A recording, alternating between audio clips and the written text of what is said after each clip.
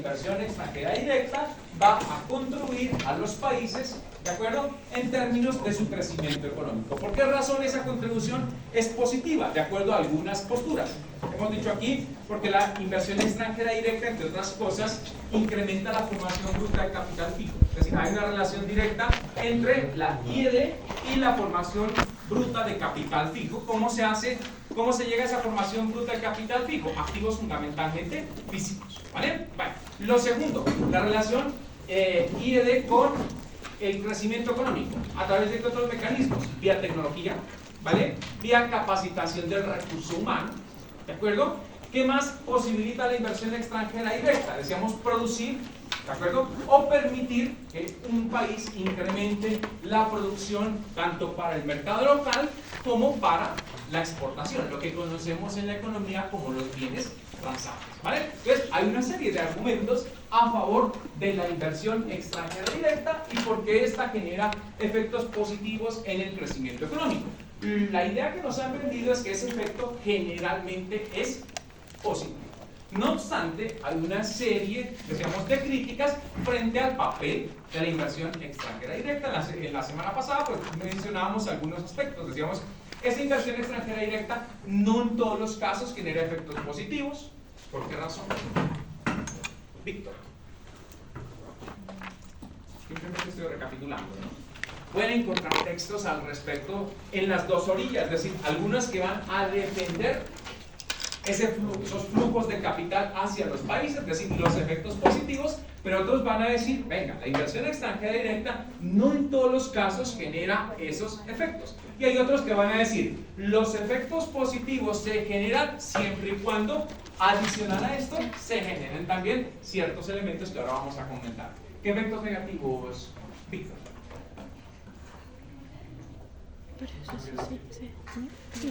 ¿Qué efectos negativos puede generar inversión extranjera directa? Alexander. Pues, dentro de ellos estaba la parte cuando invierten pero no hacen una inversión con capital, o sea, hacen repatriación de utilidades, entonces simplemente ingresa al país la inversión pero no de manera real en su totalidad. Bueno, este tema de la coca-colonización, ¿vale? Ya hablábamos de, bueno, en el artículo, espero que lo hayan leído ahora sí, de la llamada inversión fantasma. Entonces, si a eso hace referencia Alexander. Sí, justamente ese era como que no se refleja realmente ese tipo de inversión. En tanto a que el capital pues, no se aprovecha dentro de eso, sino que se hace como una, lo que menciona en el artículo, falsa inversión. Ya, de distintas denominaciones a lo largo del artículo lo va denominando de una u otra forma. Decíamos inversión fantasma, inversión de ida y vuelta, inversión ficticia, como se quiera llamar. Es decir, inversión que se registra contablemente, de acuerdo en la balanza de pagos, pero que en la realidad no se hace. Hay un fenómeno que también se denomina, no está en el artículo, pero se llama retención permanente o continua de beneficios. Ya les decía, yo lo que en un momento puedo tratar de hacer es llevar los recursos de una jurisdicción a otra, ¿vale? Aprovechando los vacíos que existen por esta vía, ¿vale? ¿Qué otros efectos negativos de la inversión extranjera directa? Cuando esta va a financiar, como sucede en Colombia y en varios de los países latinoamericanos, simplemente los llamados sectores de enclave, ¿vale? Donde pues lo único que hacemos es producir ciertos bienes que efectivamente los exportamos, pero generamos efectos colaterales sobre otro tipo de actividades económicas. Claro, favorecemos los enclaves, minería, petróleo, pero ¿perjudicamos a quién? Generalmente a las manufacturas. Esto también tiene que ver con la maldición de los recursos naturales, ¿vale? Tiene que ver con la llamada enfermedad holandesa, porque detrás de la entrada de IED puede estar un efecto colateral también relacionado con el tipo de cambio, una revaluación, podríamos decir en esos términos, exagerada del tipo de cambio, lo cual podría desencadenar pues, en este tipo de fenómenos. ¿Alguien me decía por allá? No, justamente también era otra de las cosas, era el desplazamiento de las empresas locales ante la competencia, o por lo general la inversión se da en economías, pues, por parte de economías extractivistas. Entonces está la afectación a los recursos naturales que usted menciona también, que se da ese tipo de inversión en países en subdesarrollo, porque pues, es un potencial para extraer materia prima, pues, de petróleo o minería incluso. Ya, de acuerdo. Bueno, tenemos entonces un montón de argumentos. Otro argumento negativo tiene que ver también con la reducción del ahorro nacional, ¿de acuerdo? Ante la posibilidad de acudir al ahorro externo. Decíamos que cada vez se hace menos esfuerzo por ahorrar internamente porque está disponible el ahorro externo.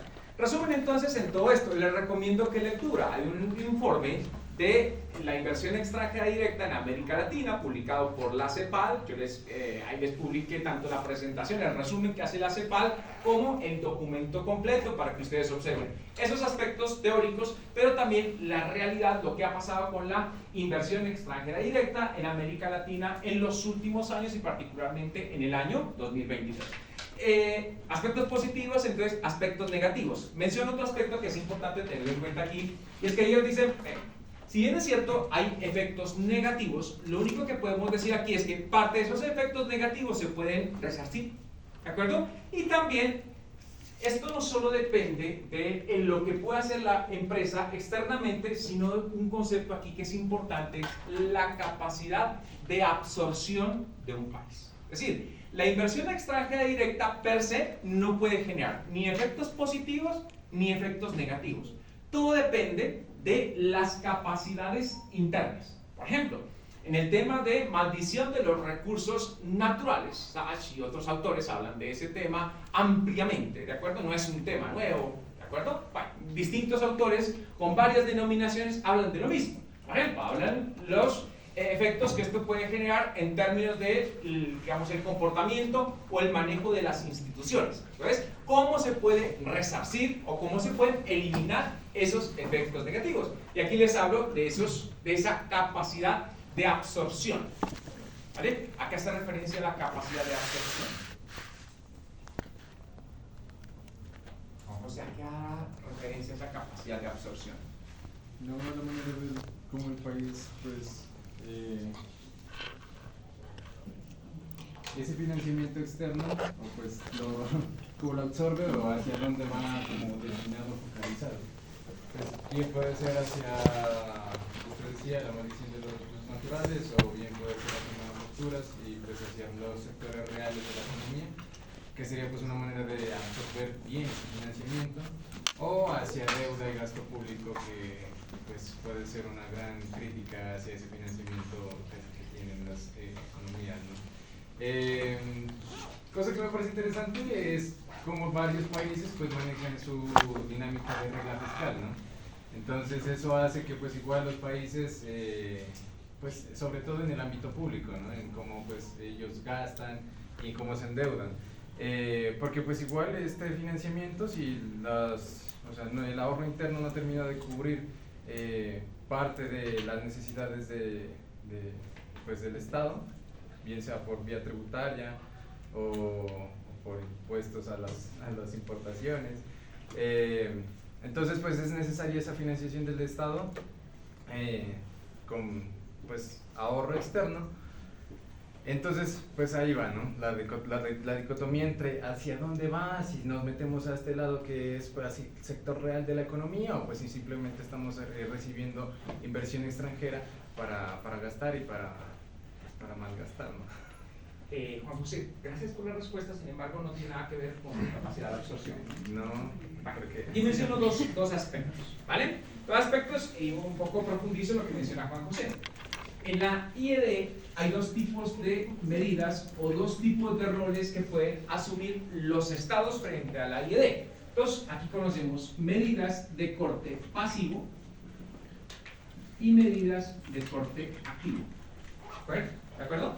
¿Cuáles son las medidas de carácter pasivo? Cuando usted simplemente dice, traiga inversión al país, invierta en lo que quiera e invierta como quiera. ¿Vale?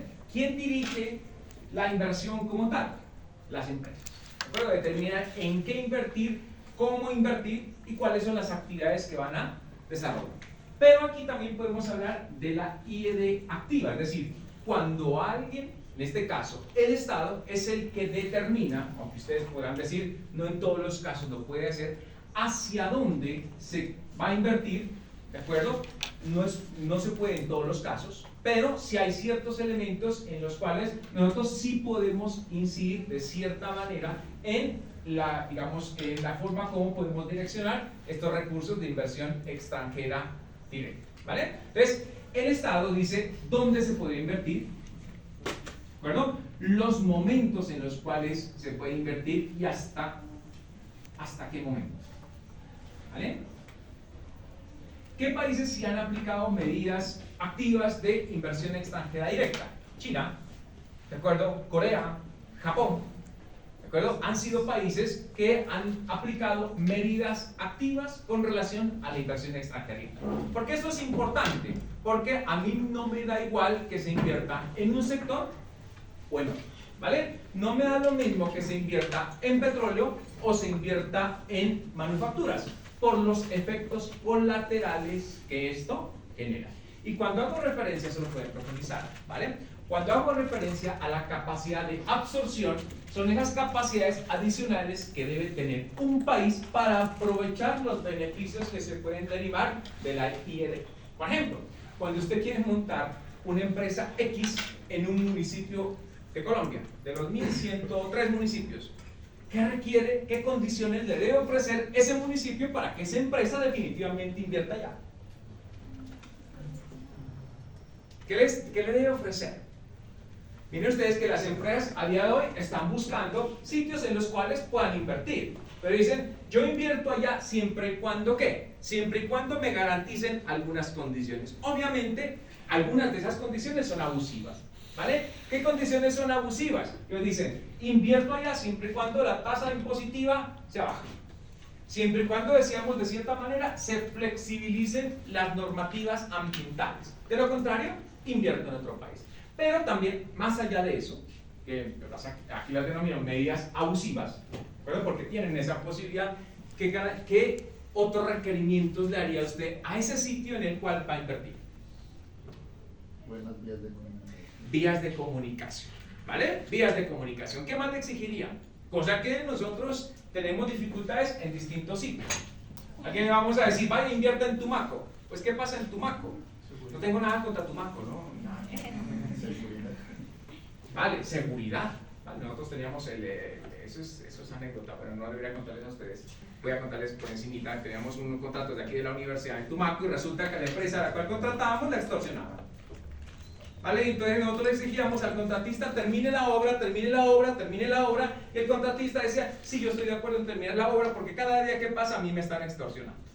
¿Vale? Y para nadie es desconocido ese tema. Entonces, condiciones institucionales. ¿Qué más le exige a ese municipio? ¿Seguridad? Acceso a servicios. Acceso a servicios públicos. En varios municipios de este país no se pueden hacer inversiones, por ejemplo, porque la energía eléctrica que estamos ofreciendo ahí pues no sirve, no es suficiente, no garantiza unas condiciones mínimas. Pero le estamos diciendo, miren ustedes, a esa empresa, venga, haga inversión aquí, pero resulta usted que todo lo que debe estar alrededor de esta inversión, pues nosotros no somos capaces de proveerla. Viene la inversión al sector petrolero. El sector petrolero, en cierta medida, es intensivo en capital, ¿vale? Estamos de acuerdo en que es intensivo en capital, pero demanda entonces una cantidad de materias primas.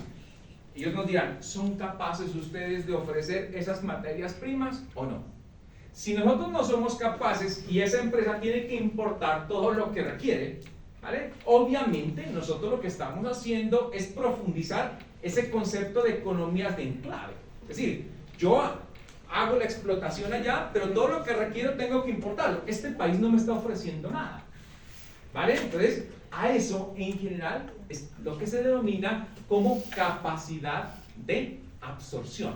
Que yo tenga una infraestructura, también tenga unas condiciones en términos de gobernanza que me permitan brindarles pues, a esas empresas, ¿de acuerdo? Todo aquello que requieren y en esa medida pues habrá más interacción con el resto de sectores, ¿vale? Entonces, resumen, les digo, nuevamente vayan y revisen este informe de la CEPAL. Obviamente no están todos los elementos que estoy mencionando en términos teóricos, Pero la IED genera efectos positivos, hay otros que van a mencionar los efectos negativos, pero hay otros en los que insisten a día de hoy en las capacidades de absorción. Entonces alguien dirá, yo como empresa, pues me voy a instalar ¿dónde?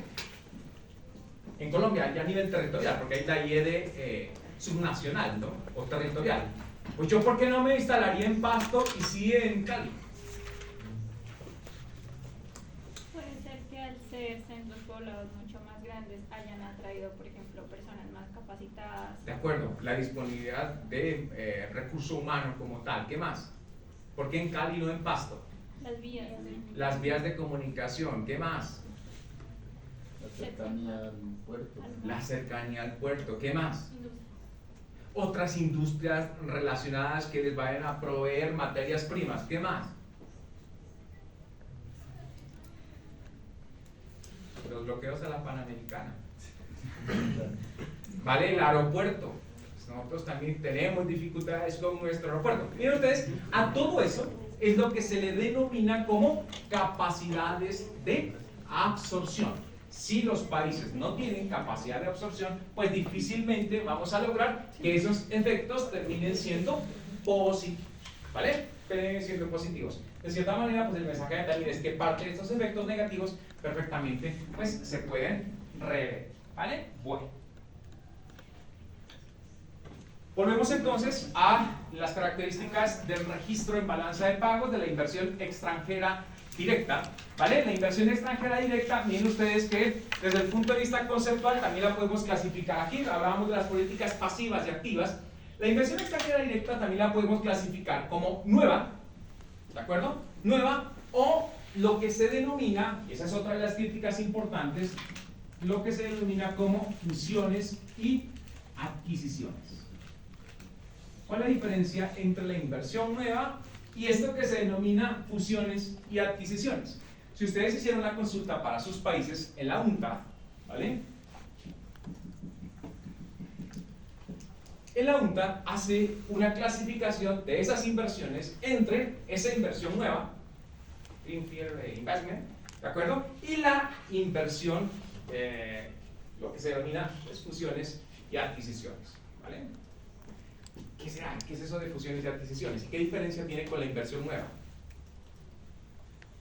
La nueva es una, como tal valga redundancia, nueva empresa con marca desde cero, y las fusiones y adquisiciones es traspaso de dueño o juntar varias empresas para crear una más grande. De acuerdo, esto simplemente es cambio de propiedad, ¿de acuerdo?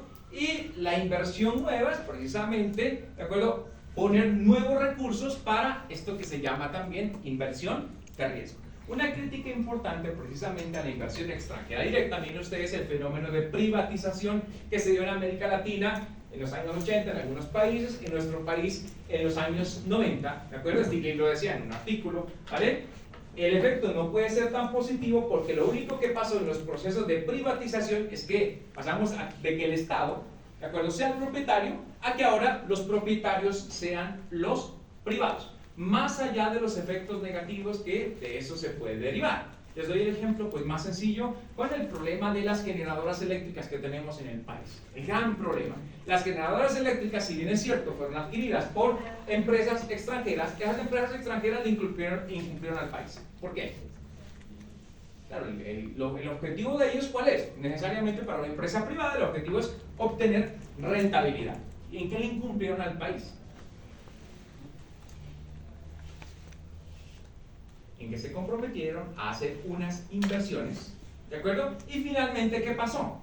No las hicieron. Y hoy tenemos fundamentalmente en la costa y en todo el país al final, ¿no?, un problema grave en términos de la generación de energía. Recuerden que varias de esas empresas eran ¿qué? Eran públicas, ¿vale? Entonces los efectos pueden ser positivos también dependiendo del tipo de inversión. Una cosa es la inversión nueva y otra cosa simplemente es aquella inversión que está destinada a lo que se denomina inversiones, en fusiones y adquisiciones como tal, ¿vale?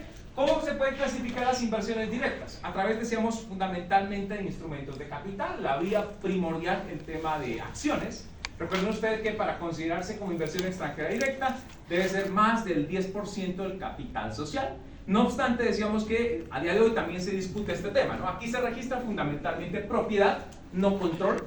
Usted podría controlar una empresa a través de distintos mecanismos, no solamente a través de la propiedad como tal. Entonces, ¿cómo incidir en las empresas? Hay muchos mecanismos. Incluso si nosotros nos vamos a la inversión de portafolio, usted podría incidir por esa vía.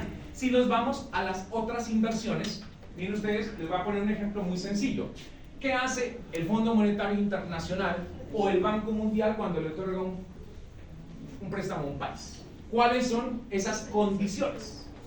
Y eso lo pueden hacer también los bancos. Le dicen ellos, le presto dinero, miren ustedes que le están prestando dinero, ahí no hay propiedad. Ese es un pasivo.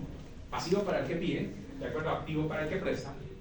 ¿Qué condiciones le ponen a usted para prestarle dinero? Hablo entidades multilaterales. Banco Mundial, Fondo Monetario Internacional, ¿de acuerdo? Banco Interamericano de Desarrollo. ¿Qué le dicen a los países? Que deben aumentar el grado de apertura del país, reducir la intervención estatal en los mercados. Ya, ¿de acuerdo? ¿Qué más? Y no lo estamos inventando, ¿no? No lo estamos inventando, podemos ir simplemente al acuerdo que firmó Colombia, el acuerdo stand-by por allá en el año 1999, 2000 con el gobierno de Pastrana. Entonces el gobierno colombiano, ¿a qué se comprometió? A reducir la inflación, ¿de acuerdo? A reducir el gasto público y particularmente el déficit, a reducir la deuda pública y entre otras cosas, garantizar el pago de la ya existente. ¿Esas cómo se llaman? Condiciones colaterales, ¿de acuerdo? Condiciones que ponen esas entidades para otorgarle un préstamo. ¿A qué voy? Miren ustedes que decimos aquí que solamente cuando la inversión sea en estos términos estamos entendiendo que hay influencia en las decisiones, pero la realidad es que hay otros mecanismos para influir en las decisiones que toman las empresas distintas a la inversión extranjera directa. Hemos dicho aquí también que existen los contratos de franquicia, ¿de acuerdo? Existen los contratos de suministro, ¿de acuerdo? Donde se pactan unas condiciones en las cuales una empresa termina incidiendo en otra a pesar de no tener la propiedad. Ustedes les había dejado pues una consulta sobre ese tema, espero que la hayan realizado, ¿vale? Fundamentalmente aquí entonces tenemos inversiones dependiendo de la naturaleza también jurídica de las empresas, puede ser en activos físicos o también vía instrumentos de capital. Entonces los mecanismos que existen aquí son diversos, ¿vale? ¿Alguna pregunta ahí? ¿Cuál es la diferencia entre esas acciones? O sea, ¿esas acciones es para un largo plazo o bien pueden ser las de cartera? Esa línea no está definida, ¿no? Yo podría comprar, por ejemplo, más del 10% de las acciones, a mí me clasifican esa transacción como IED, yo podría venderlas en un corto plazo. Así como comprar el 5% de las acciones de una empresa y tener esas acciones durante muchos años. Esa inversión a mí me la califican como portafolio, pero en realidad yo tengo vocación de permanencia. Y aquí tengo vocación de permanencia, sin embargo, puedo vender el día que quiera, ¿vale? En la literatura, bueno, se discuten todos estos temas, pues aquí le dicen que esto tiene una ventaja, ¿vale? ¿Cuál es la ventaja más importante de este tipo de inversiones? Fundamentalmente instrumentos de capital. ¿Cuál es la ventaja más importante, independientemente si es IED o es inversión de portafolio? Liquidez. La liquidez, ¿vale? La liquidez, es decir, que usted puede, esas